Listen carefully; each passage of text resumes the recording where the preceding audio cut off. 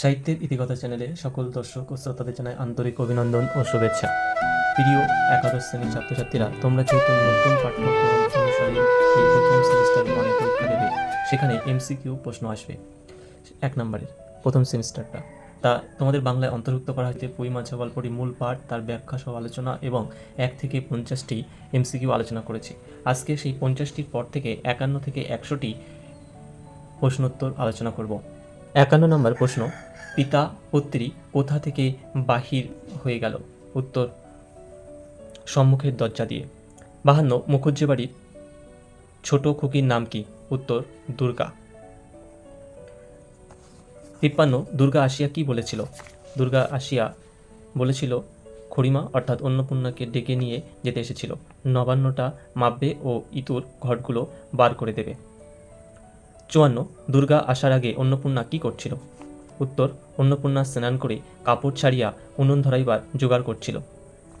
56, মুখুজ্জে বাড়ি যেতে কিসের বন পড়ে? উত্তর, পথের বাঁধারে এক জায়গায় শেওড়া, বনভাট ও রাংচিতা বনচালতা গাছের ঘন বন। 56, আমড়া গাছের এডাল থেকে ওডালে কোন পাখি যাচ্ছিল? উত্তর, একটা লেজ ঝোলা হলদে পাখি। দুর্গা এটি অন্নপূর্ণাকে দেখতে বলেছিল। 57, পাখি দেখতে গিয়ে অন্নপূর্ণা কি লক্ষ্য করলো? উত্তর, ঘন বনের মধ্য থেকে খুব খুব আওয়াজ। এটা কিন্তু কয়বার শুনেছিল? গল্পে দেখবে 2বার এই কথাটা বলেছিল যে খুব খুব আওয়াজ।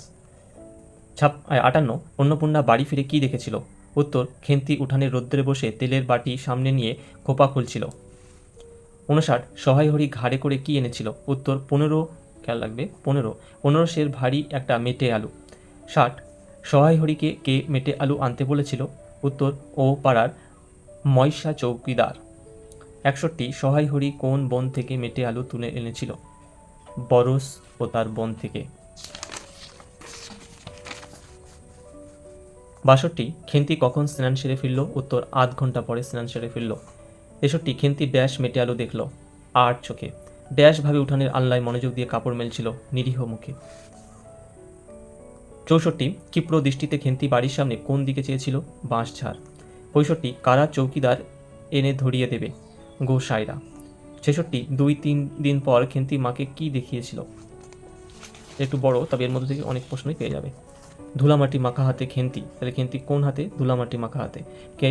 খেন্তি। তার ছোট বোনটিকে নিয়ে পাঁচিলের ধার থেকে পাথরকুচি, কাকে নিয়ে? ছোট বোনকে নিয়ে পাথরকুচি ও কোনটি কারির জঙ্গল পরিষ্কার করেছিল? একটিমাত্র শীর্ণকায় সে পুঁইশাকের চারা কাপড়ের ফালির গ্রন্থিতে আটকানো ফাঁসি হয়ে যাওয়া আসামির মতন ঊর্ধ্বমুখে একটি শুষ্ক কঞ্চির সাথে ঝুলিয়েছিল।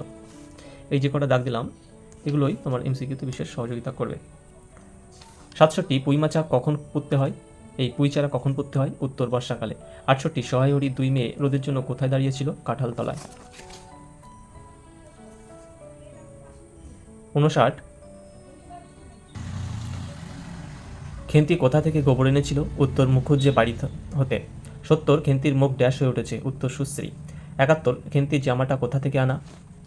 বহু বছর আগে হরিপুরের রাসের মেলা থেকে। কোথায়? হরিপুর। কোন মেলা? রাসের মেলা। সহায়রি কালো সাহায্যের 2.5 টাকা মূল্যে, তার জামাটা হরিপুর থেকে রাসের মেলায় 2.5 টাকা তার বাবা সহায়রি এনেছিল খেন্তির জন্য।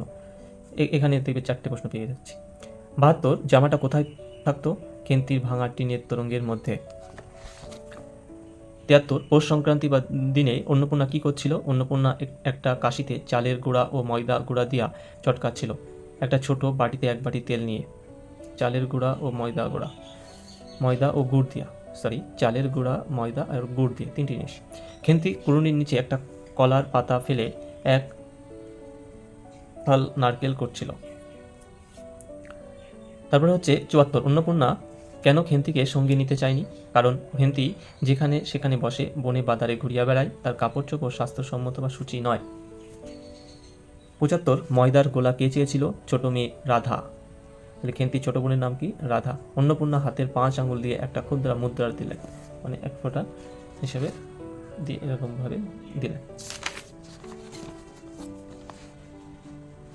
76, খেন্তির মায়ের ময়দা গোলা অন্য বোনদের দেওয়ার দিকে কিভাবে চেয়েছিল? লুব্ধ নেত্রে। ছিদ্র নাই এমন নারকেলের থালায় একটু বেশি করে দিয়েছিল তাকে। 77 কে দুধ এনেছিল? উত্তর জ্যাঠাইমা। 78 কে ক্ষীর করছিল? উত্তর রাঙা দিদি। 79 জ্যাঠাইমারা কাকে কাকে নেমন্তন্ন করেছিল? ওপাড়ার তিনুবাবু আর সুরেশ কাকাকে। 80 জ্যাঠাইমার বাড়িতে ওবেলা কী কী হয়েছে? পায়েস, ঝোল পুলি ও মুখ তক্তি। অন্নপূর্ণা খোলায় তেল মাখাচ্ছিল কিভাবে? বেগুনের বোটাই করে। 82 খেন্তি কবে খেদিদের বাড়ি গিয়েছিল? খেদির মার জামাই এলে। 83 অন্নপূর্ণা মেয়েদেরকে কে কী পেতে বসতে বলে? পাতা। 84 পাটিসাপটায় কী দিলে ছাই খেতে হয়? ক্ষীর। 85 অন্নপূর্ণা খেন্তিকে কী বার করে আনতে বলেছিল? ও বেলার জল দেওয়া ভাত। 86 খেন্তি কয়টি পিঠে খেয়েছিল? 18-19 খানা। 87 খেন্তির বিবাহ কবে হয়? বৈশাখ মাসে দূর সম্পর্কের আত্মীয়ের ঘটকালিতে। পাত্র, এখানে আমরা পাত্র পরিচয়টা দিয়ে দিচ্ছি। পাত্র কেমন? 40 বয়সের অধিক একটা, এবং দ্বিতীয় পক্ষের বিবাহ। পাত্রটি সঙ্গতিপূর্ণ শহর অঞ্চলে, তার বাড়ি সিলের ও চুন ইটের ব্যবসা।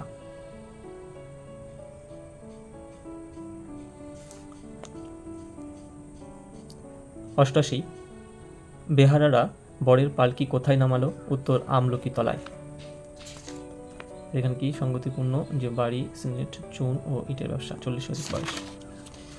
চলো আমরা 100-র কাছাকাছি চলে এসেছি। 89 বেড়ার ধারে কোন ফুলগুলি নত হয়ে আছে? নীল রঙের মেদি ফুল। 90 পালকির বাহিরে কি লুটাইতেছিল? উত্তর খেন্তির কম দামের বালু চরের রাঙেলির আঁচলখানা। 91 খেন্তি মাকে কোন মাসে আনতে বলেছিল? আষাঢ় মাসে। ওখানেই বলেছিল যে আমাকে 2 মাস পরে নিয়ে এসো, যেহেতু বৈশাখ মাসে তার বিবাহ হচ্ছিল।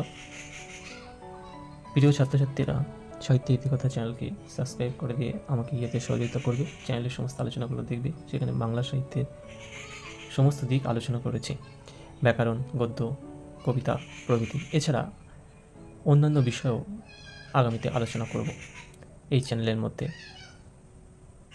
বন্ধুদেরকে জানিয়ে দেবে এবং এটি শেয়ার করবে। চলো পরবর্তীতে যাওয়া যায়। 92 ও পাড়ার ঠান দিদি কী বলেছিল? নাতি হলে তবে খেন্তির বাবা খেন্তিকে আনতে বা তার শ্বশুরবাড়ি যাবে। 93 অন্নপূর্ণার মন কখন হু করিত? ফাল্গুন চৈত্র মাসে বৈকালবেলা, উঠানের মাচা থেকে রোদ্রে দেওয়া আম শক্ত তোলার সময়। ফাল্গুন চৈত্র মাসে। কোন সময়? বিকালবেলা। 94 খেন্তির বিবাহ হয়েছিল কতদিন? 1 বছরের উপর। 95 ঘরের দাওয়ায় বসে সহায় হরি কার সঙ্গে কথা বলছিল? প্রতিবেশী বিষ্ণু সরকারের সঙ্গে। 96 সহায় হরি কি সাজছিল? তামা। 97 বিষ্ণু সরকার কোথায় বসেছিল? তালপাতার চাটায়ে উবু হয়ে। 98 বিষ্ণু সরকারের দিকে মনে হচ্ছিল কি তিনি যেন ময়দা চটকাচ্ছেন। 99 সহায় হরি হুকায় কটি টান দিয়ে কাশছিল? 5-6। সহায় হরি হুকায় কটি টান দিয়ে কাশছিল? 5-6 টান। 100 আজকের জন্য এটাই শেষ। মেয়ের শ্বশুরবাড়িতে দিতে সহায় হরি কত টাকা বাকি ছিল? 250 টাকা মতো। ধন্যবাদ। আশা করি তোমাদের বিশেষ উপকার হবে। পরবর্তী আরও 1 থেকে 50টি আছে, অর্থাৎ টোটাল 150 খানা তোমাদের আলোচনা করব। সেটা পরবর্তী ভিডিওতে নিয়ে উপস্থিত হচ্ছি।